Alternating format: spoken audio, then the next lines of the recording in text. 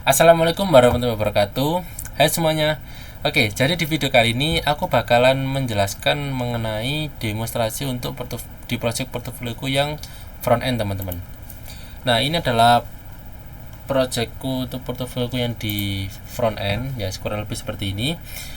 Baik, kita akan mulai dari mana dulu ya? Mungkin kita mulai dari package.json ya. Aku akan beritahu apa aja hal-hal yang aku gunakan. Di sini aku gunakan Axios ya kan, yang digunakan untuk pemanggilan API-nya. Lalu juga ada .fns ya kan, ini untuk digunakan untuk format tanggal nanti.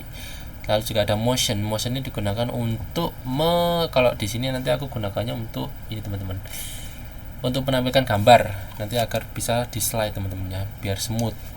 Lalu juga ada prop test sebagai pemberian properti ya. Ini ada React yang aku gunakan ini versi 18 ke atas teman-teman ya. Lalu ada React DOM-nya untuk kalau ini apa namanya, kayak routernya namanya, React DOM-nya ini. Oh bukan, React routernya yang ini. Oh, React DOM-nya ini untuk pembacaan apa namanya ini, DOM JavaScript ya teman-teman, yang di React ya biar terbaca. Lalu aku juga gunakan React Icons ya, seperti ini kurang lebih. Terus aku juga gunakan Zustand. Nah, Zustand ini gunakan untuk apa namanya, global store ya kan ya, atau variabel global ya, seperti itu kurang lebih, karena nanti akan ada beberapa variabel yang gunakan untuk yang di global. Oke, jadi langsung aja kita mulai dari yang menurutku bisa aku jelasin teman-teman ya, karena nggak semuanya yang di sini pun itu aku pakai, karena ini sudah bawaan dari Vite-nya teman-teman ya. Oh ya, di sini aku menggunakan Vite ya kan, template Vite ya untuk React-nya, Vite React ya. Nah, nanti kalian bisa langsung akses sendiri aja. Untuk repositorinya nanti sudah aku sediakan di atas teman-teman. Oke, jadi aku mulai dari yang SRC teman-teman. Oke, kita mulai dari apa ya, agak bingung teman-teman ya. Mungkin aku mulai dari sini. Jadi di main ini aku, oh ini cuman bawaan dari ini ya teman-teman ya. Ini nggak aku rubah-rubah. Di sini strict mode ini aku pernah baca di dokumentasinya dan di dokumentasi dan di ChatGPT. Jadi kalau strict mode ini aku matikan karena aku ngerasa kok API aku kenapa kok dipanggil 2 kali ya teman-teman ya, pas ketika aku ngoding di mode development ya, karena strict mode ini kalau nggak salah itu karena strict mode ini akan membaca use effect-nya teman-teman. Dia akan mengecek use effect-nya itu benar-benar terbaca, jadinya hingga terbaca API aku itu 2 kali. Makanya kayak kok kenapa kok 2 kali, nyata itu gara-gara ini teman-teman. Jadi makanya aku komen seperti ini. Apakah ini pengaruh? Ya sebenarnya enggak. Nanti ketika kalian di production atau kalian deploy ini enggak akan terbaca teman-teman. Ini cuma ada di fase fase development aja teman-teman. Lalu di sini ada index ya, ini sebagai CSS utamanya. Di sini aku taruh aja tailwind-nya di sini. Terus untuk di FJS-nya ini aku pasang rutenya. Nah, rootnya ini aku ambilnya dari sini teman-teman. Ya, ini adalah rootesnya. Ya, ini adalah alur ya kan ya, atau bisa bilang sebagai endpoint yang digunakan untuk mengakses halaman yang lain. Di sini ya ini bingung ya. Ini intinya untuk ini aku gunakan untuk membaca perubahan ukuran ukuran lebar layar terutama, karena nanti itu untuk membedakan ketika di halaman di ukuran layar yang 320 hingga kurang dari 1024, maka itu akan menampilkan navbar ya. Kalau misalnya lebih besar dari itu, lebih besar dari 1023, maka akan menampilkan sidebar. Nah, itu kalau misalnya di sini. Nah, kan di sini kan aku membuat use state kan ya, untuk size frame-nya dan isnaf-nya. Kalau misalnya isnaf-nya itu true, ya maka menggunakan menggunakan navbar. Kalau isnaf-nya itu false, maka menggunakan sidebar. Seperti ini teman-teman ya. Ini kondisinya seperti ini.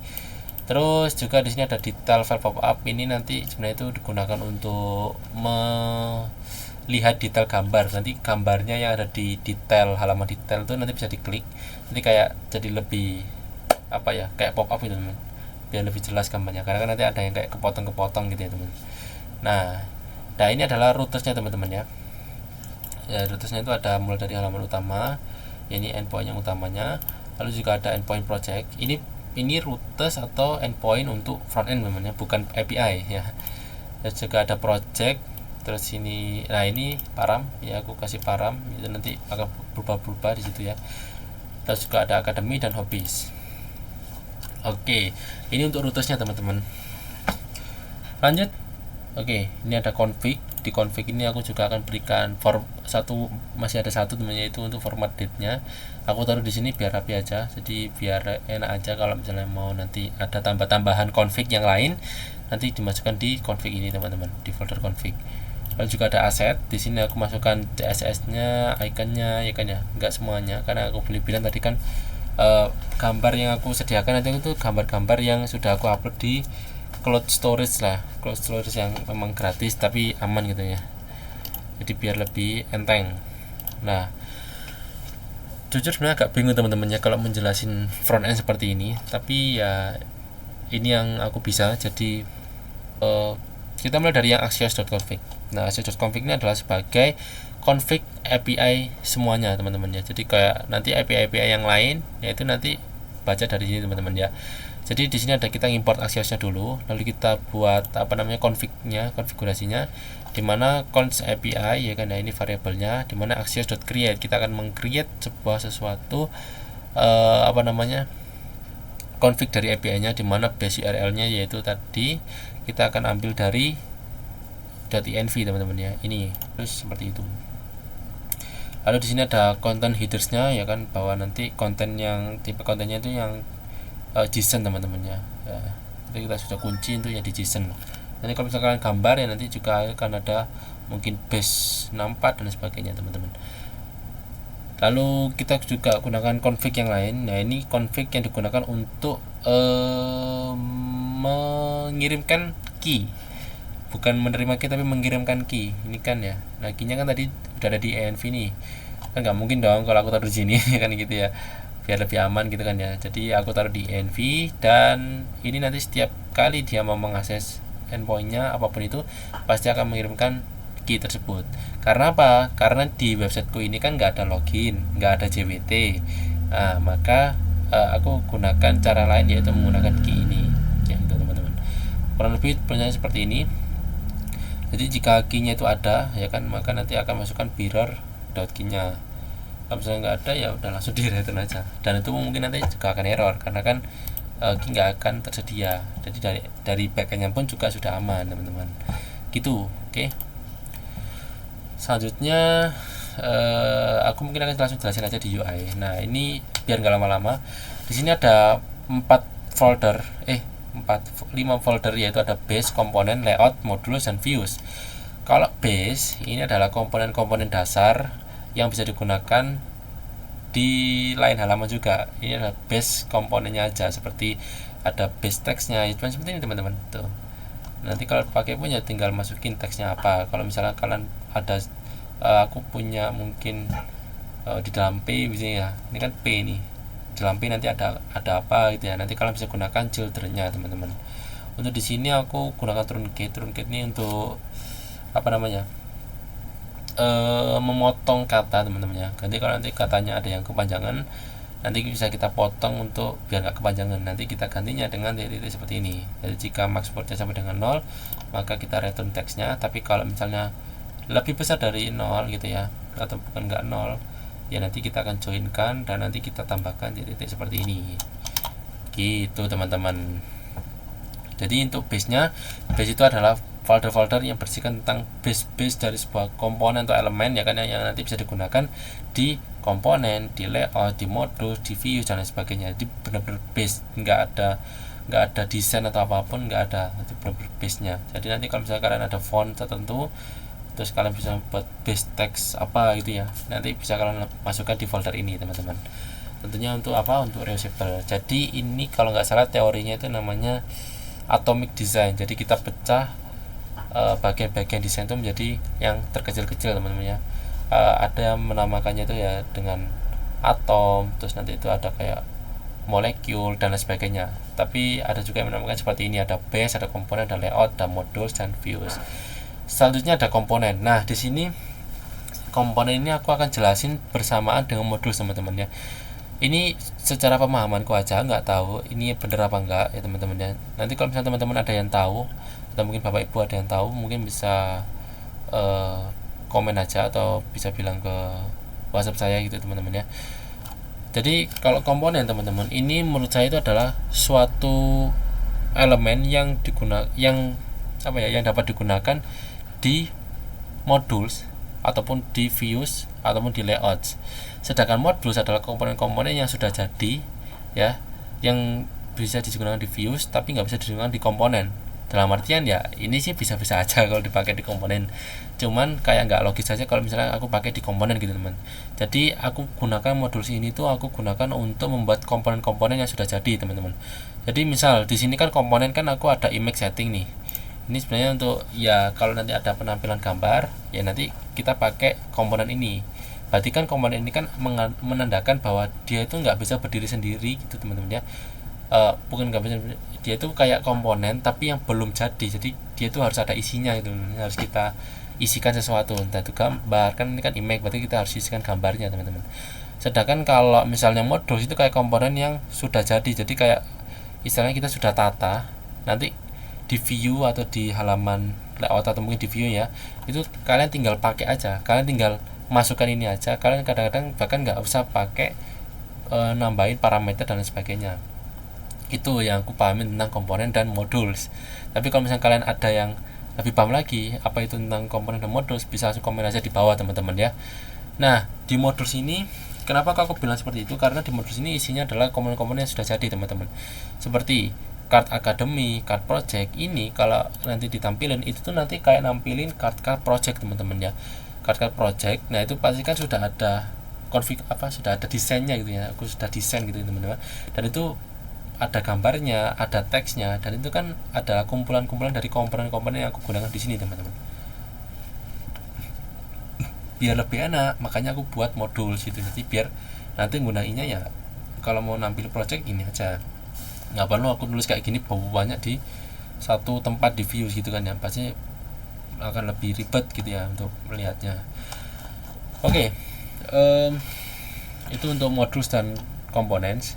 Di sini aku juga tambahkan lagi yaitu untuk loading, no data, dan error server. Nanti untuk perkondisian dalam pemanggilan API. Jadi kita perlu ini untuk orang tahu bahwa ini masih loading, bahwa ini ada error di servernya, bahwa ini emang nggak ada datanya itu teman-teman. Jadi lebih jelas. Dan ini untuk meminimalisir error ketika pemanggilan API, karena bisa jadi kan data yang kita panggil itu belum dimasukkan di variabel, cuma variabel sudah dipanggil keluar untuk ditampilkan, maka yang terjadi adalah error karena mungkin datanya belum ada, belum tersedia. Jadi kita gunakan data kondisi ini untuk mengamankan itu, untuk mencegah hal-hal itu teman-teman ya.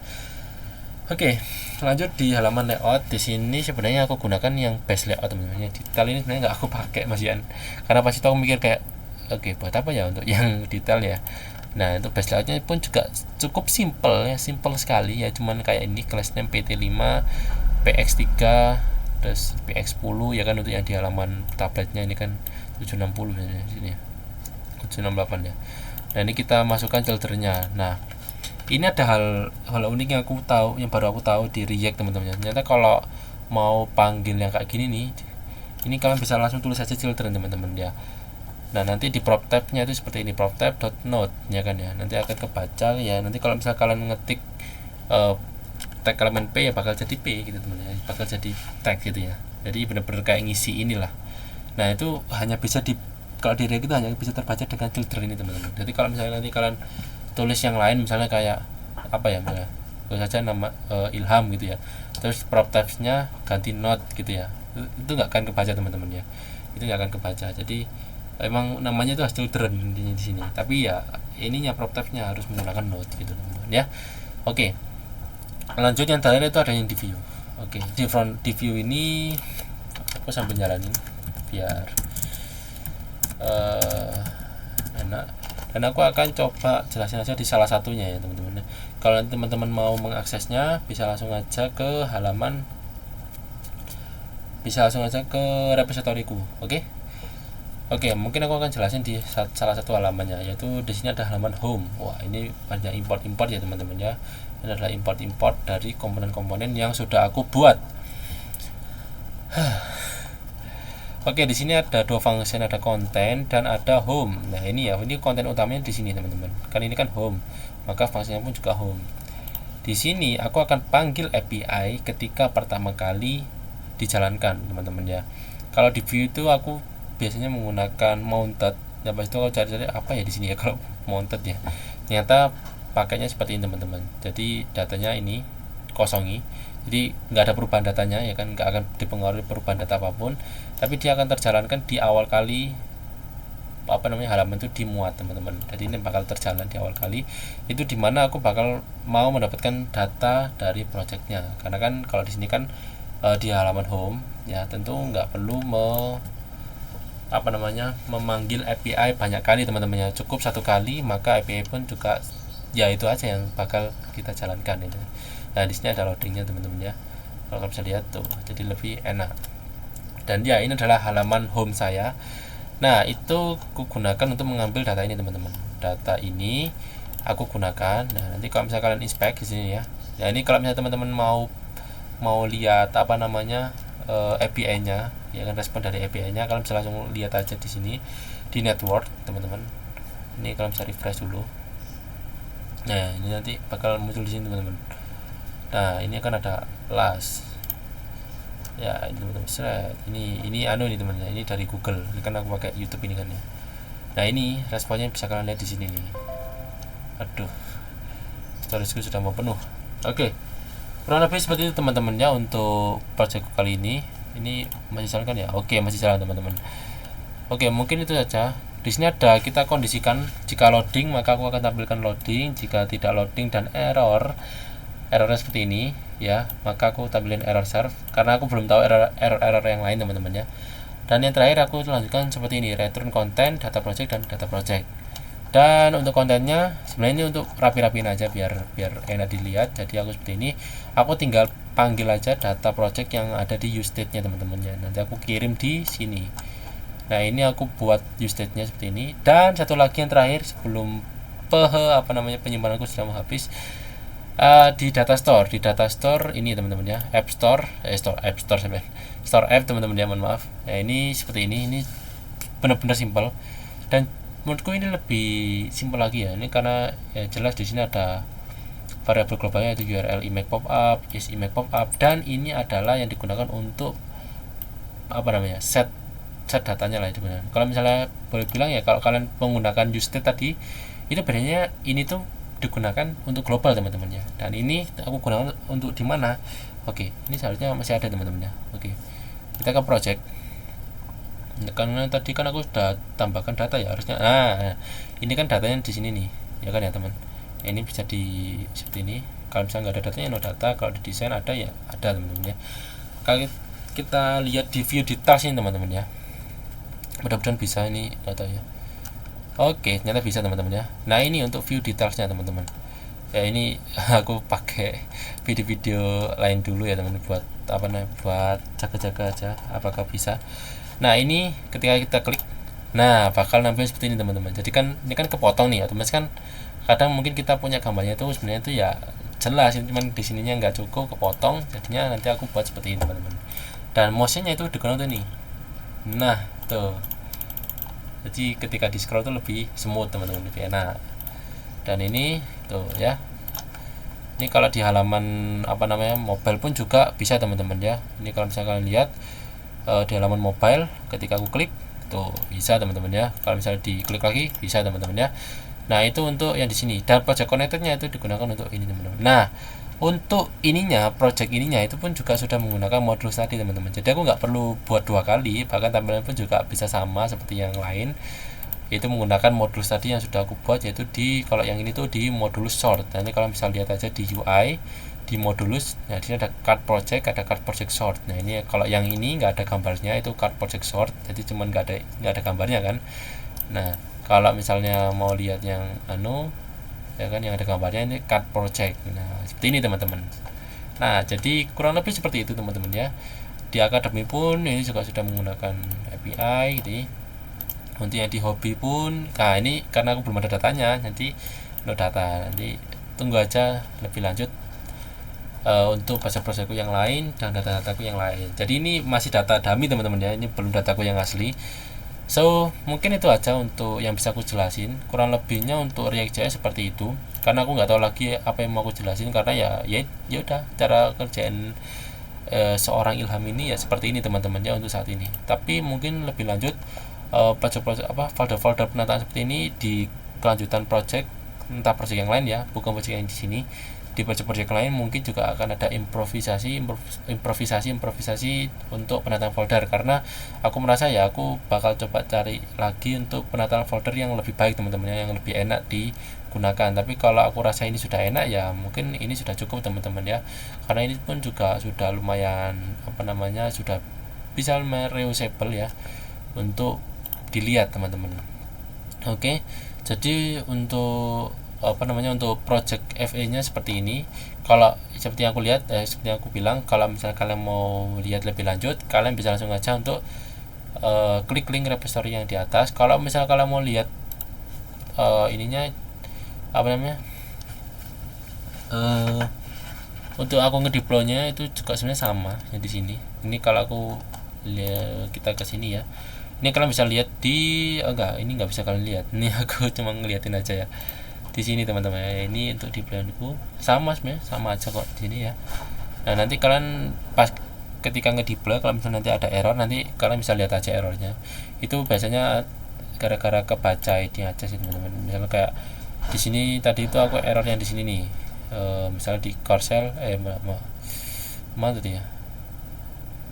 Nah misalnya kayak gini, YouTube setting, nah S nya nanti kecil gitu kadang, itu dari sugestinya itu seperti itu, S nya kecil padahal disknya besar, tapi di versi nanti error pas ngebuildnya ya. Ini kalian tinggal ganti aja, kurang lebih seperti itu teman-teman ya untuk penggunaannya. Dan untuk penulisannya ya seperti ini, kurang lebih sama seperti yang aku tulis di Vue.js. Jadi dan menurutku lebih enak aja kalau di React, menurutku lebih enak aja di React.